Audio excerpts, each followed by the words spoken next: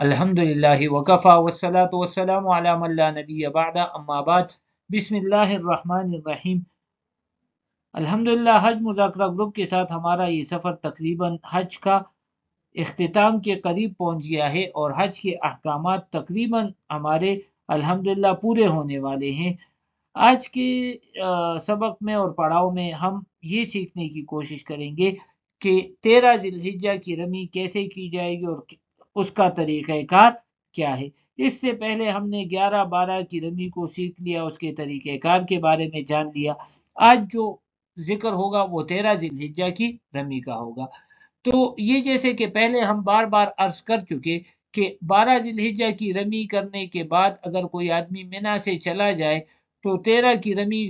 لازمی اور واجب نہیں رہتی، لیکن اگر کوئی شخص 13 کی رمی کر کے ہی واپس ہونا چاہتا ہے، اور ایسا کرنا بھی چاہیے کیونکہ یہ ہمارے پیغمبر حضرت محمد مصطفیٰ صلی اللہ علیہ وسلم کی سنت ہے اور بہت بڑے اجر اور فضیلت والی بات ہے، تو 12 ذی الحجہ کے بعد آنے والی رات کو منا میں ہی قیام کرے اور 13 ذی الحجہ کو تینوں جمرات کی رمی ظہر کے بعد کر کے مکہ مکرمہ تشریف لے جائے۔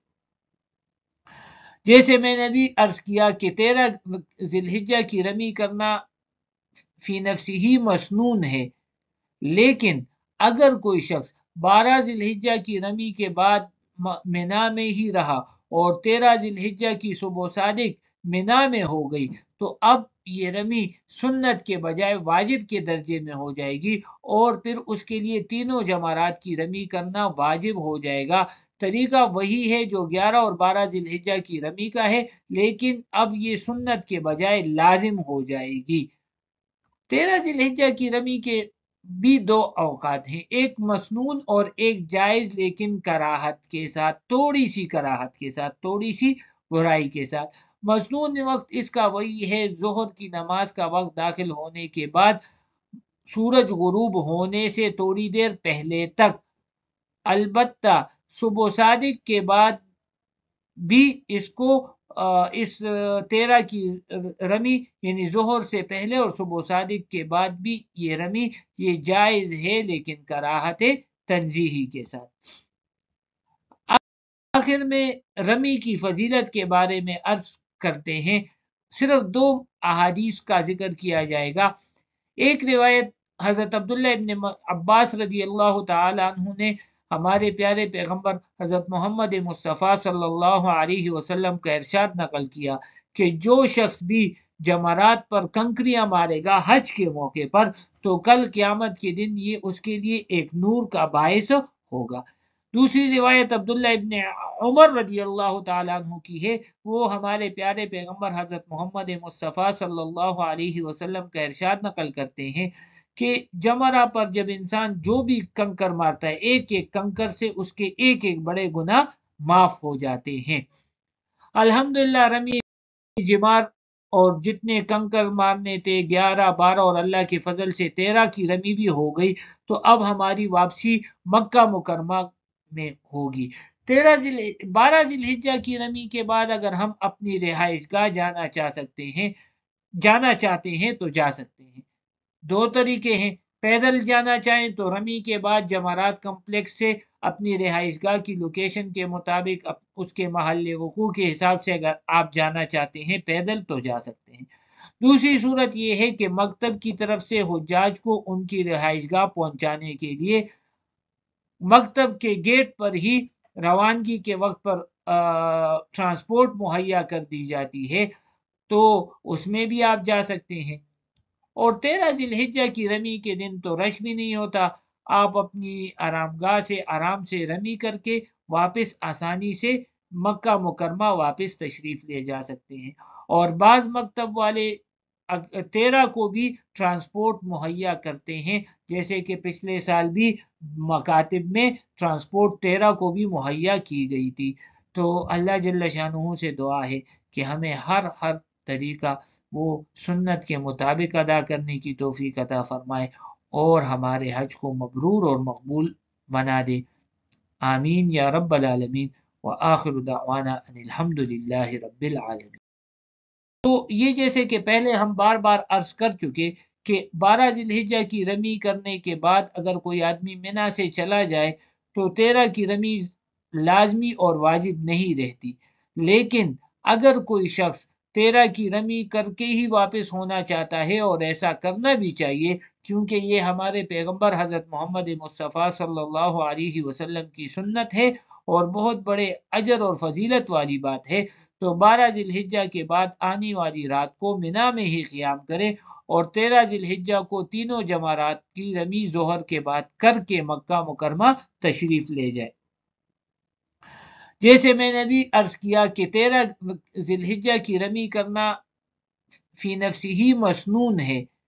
لیکن اگر کوئی شخص 12 ذی الحجہ کی رمی کے بعد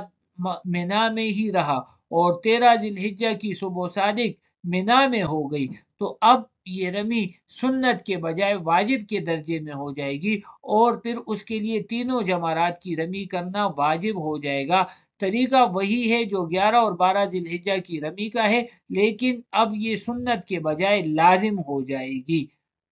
13 ذی الحجہ کی رمی کے بھی دو اوقات ہیں، ایک مسنون اور ایک جائز، لیکن کراہت کے ساتھ، تھوڑی سی کراہت کے ساتھ، تھوڑی سی برائی کے ساتھ۔ مسنون وقت اس کا وہی ہے ظہر کی نماز کا وقت داخل ہونے کے بعد سورج غروب ہونے سے تھوڑی دیر پہلے تک، البتہ صبح صادق کے بعد بھی اس کو اس 13 کی رمی یعنی ظہر سے پہلے اور صبح صادق کے بعد بھی یہ رمی یہ جائز ہے، لیکن کراہت تنزیہی کے ساتھ۔ آخر میں رمی کی فضیلت کے بارے میں عرض کرتے ہیں، صرف دو احادیث کا ذکر کیا جائے گا۔ ایک روایت حضرت عبداللہ ابن عباس رضی اللہ تعالی عنہ نے ہمارے پیارے پیغمبر حضرت محمد مصطفیٰ صلی اللہ علیہ وسلم کا ارشاد نقل کیا کہ جو شخص بھی جمرات پر کنکریاں مارے گا حج کے موقع پر تو کل قیامت کے دن یہ اس کے لیے ایک نور کا باعث ہوگا۔ دوسری روایت عبداللہ ابن عمر رضی اللہ تعالیٰ عنہ کی ہے، وہ ہمارے پیارے پیغمبر حضرت محمد مصطفیٰ صلی اللہ علیہ وسلم کا ارشاد نقل کرتے ہیں کہ جمرہ پر جب انسان جو بھی کنکر مارتا ہے ایک ایک کنکر سے اس کے ایک ایک بڑے گناہ معاف ہو جاتے ہیں۔ الحمدللہ رمی جمار اور جتنے کنکر مارنے تھے 11 12 اور اللہ کے فضل سے 13 کی رمی بھی ہو گئی، تو اب ہماری واپسی مکہ مکرمہ میں ہوگی۔ 12 ذی الحجہ کی رمی کے بعد اگر ہم اپنی رہائش گاہ جانا چاہتے ہیں تو جا سکتے ہیں۔ دو طریقے ہیں، پیدل جانا چاہیں تو رمی کے بعد جمرات کمپلیکس سے اپنی رہائش گاہ کی لوکیشن کے مطابق اس کے محل وقوع کے حساب سے اگر آپ جانا چاہتے ہیں پیدل تو جا سکتے ہیں۔ دوسری صورت یہ ہے کہ مکتب کی طرف سے حجاج کو ان کی رہائش گاہ پہنچانے کے لیے مکتب کے گیٹ پر ہی روانگی کے وقت پر ٹرانسپورٹ مہیا کر دی جاتی ہے، تو اس میں بھی آپ جا سکتے ہیں۔ اور 13 ذی الحجہ کی رمی کے دن تو رش بھی نہیں ہوتا، آپ اپنی آرام گاہ سے آرام سے رمی کر کے واپس آسانی سے مکہ مکرمہ واپس تشریف لے جا سکتے ہیں۔ اور بعض مکتب والے 13 کو بھی ٹرانسپورٹ مہیا کرتے ہیں، جیسے کہ پچھلے سال بھی مکاتب میں ٹرانسپورٹ 13 کو بھی مہیا کی گئی تھی۔ تو اللہ جل شانہ سے دعا ہے کہ ہمیں ہر طریقہ وہ سنت کے مطابق ادا کرنے کی توفیق عطا فرمائے اور ہمارے حج کو مبرور اور مقبول بنا دے۔ آمین یا رب العالمین، وآخر دعوانا ان الحمد للہ رب العالمین۔